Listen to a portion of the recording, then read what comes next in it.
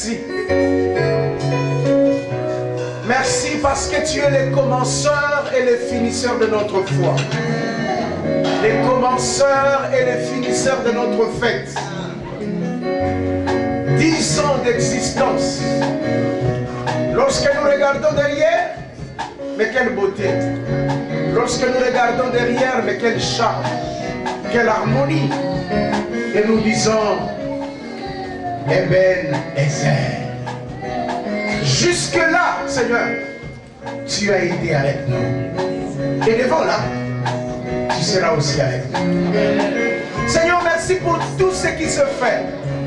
Tu nous as surpris. Dieu des armées. Maintenant que nous voulons rentrer, que la prière de cet homme de Dieu se réalise. Que le bonheur et la grâce nous accompagnent tous les jours. Et que nous puissions habiter et demeurer dans la maison de l'Éternel.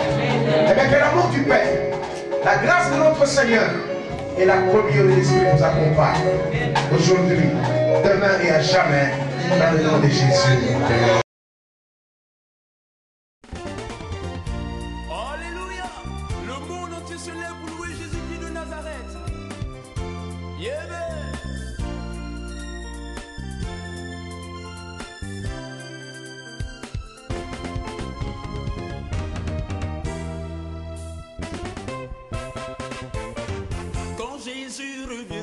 Pour chercher les fidèles, la trompette sonnera. Quand Jésus reviendra pour chercher ses enfants, la trompette va sonner.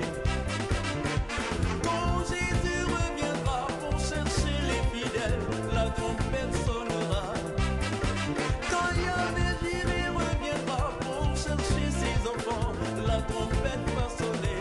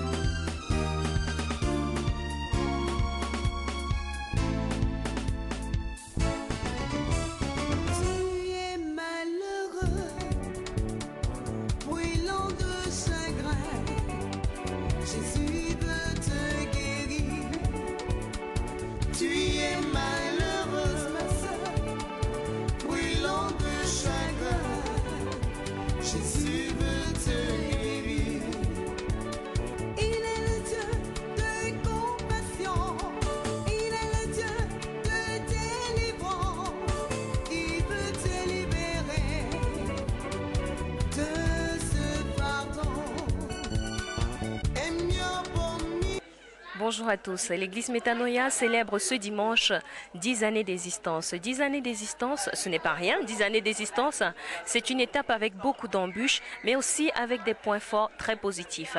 Nous allons donc recevoir à cet effet le berger de la maison, le pasteur Alain Bengui, qui nous en dira plus. Alléluia! Le monde entier se lève pour louer Jésus-Christ de Nazareth.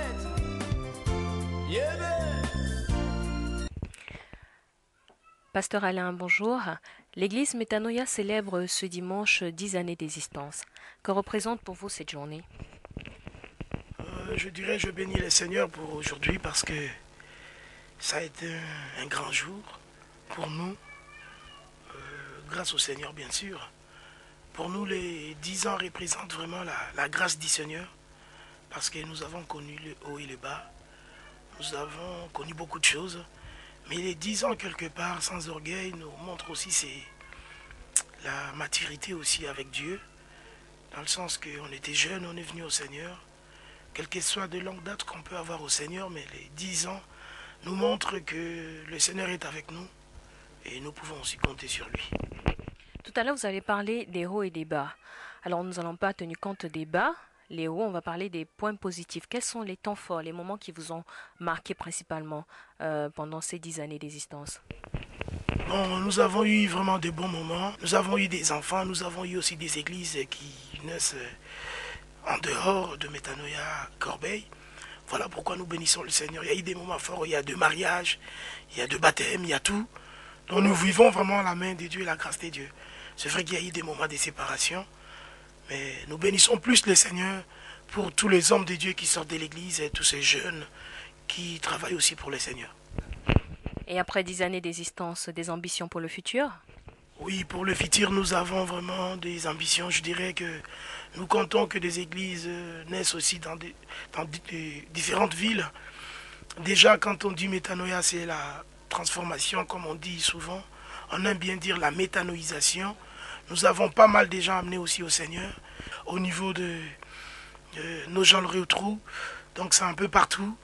Nos projets sont vraiment qu'il y ait des églises qui naissent un peu partout. Afin que le nom de le Seigneur soit glorifié. Alors, restons dans le cadre de Métanoïa. Métanoïa n'existe pas qu'à Corbeil, Métanoïa n'existe pas qu'en France. Métanoïa, c'est un peu partout déjà dans le monde. Alors, en 2-3 mots, Métanoïa dans le monde, comment ça se passe? Bon, nous dirions que dans le monde, nous sommes un réseau dont le siège est situé en Angola, à Luanda. Et là où je viens, il y a une semaine. Donc nous sommes un réseau. En Angola, on appelle ça le CED. Donc nous sommes dans une grande communauté et nous sommes un petit bras dans cette communauté qui est en Angola, dirigée par les docteurs Deka, avec tout un tas de serviteurs que vous allez voir en image. Donc là, nous sommes un réseau qui s'est construit au niveau de l'Europe, parlant de l'église des Lions et d'autres églises au Canada, partout, à Kinshasa aussi. Donc je pense que nous allons présenter au niveau des images notre réseau, mais nous sommes un peu partout dans le monde et Dieu est en train de bâtir un nom avec l'église Métanoïa. Parlons de ministère à présent. Depuis le début jusqu'à maintenant, pensez-vous qu'il y a eu une grande évolution? Je dirais merci au Seigneur parce que Métanoïa évolue, vraiment. Évolue non simplement au niveau de Corbeil. Je dirais il y a 10 ans j'étais seul, il y a 10 ans je me retrouvais dans un appartement. Maintenant voilà 10 ans arrivés, nous avons des enfants spirituels, nous avons des églises ailleurs. Je dirais vraiment qu'au niveau ministériel il y a vraiment d'évolution. Métanoïa évolue spirituellement, matériellement, financièrement. Nous sommes au niveau de préparer l'achat d'un local. Je pense que ministériellement Dieu nous bénit grandement et cela se voit dans les œuvres. Et quelle est la vision pour le ministère à long terme? La vision pour le ministère à long terme, nous voulons s'étendre dans le monde. Si vous voulez bien voir les détails, vous pouvez rentrer dans notre site internet qui est le www.centremetanoia.com. Notre ministère, la vision, c'est de s'étendre encore dans le monde. Comme disait ce peuple, lèvons-nous et bâtissons, bâtir, faire un nom. Nous voulons aussi faire un nom dans le monde pour Métanoïa, afin que nous puissions vraiment en parler dans le monde. Je pense dans les 10 ans à venir encore, vous pouvez révisionner nos images, nous ne serons pas le même. Vous travaillez depuis toujours avec une grande équipe, une équipe qui vous soutient, je vais le dire comme ça. Est-ce que vous avez un message pour cette équipe? C'est plutôt des points positifs. Comment ça se passe vos travail au quotidien? Bon, je bénis le Seigneur pour cette équipe qui me soutient. Déjà là, tout à l'heure, il y a 2 mois, j'étais absent, j'étais en Angola pour travailler dans notre réseau Métanoïa. Et cette équipe, grâce à eux, ils m'ont soutenu, ils ont travaillé correctement. J'ai trouvé plus d'une dizaine de fidèles. Nouvelle m'est arrivée. Je bénis le Seigneur pour ça, pour cette équipe.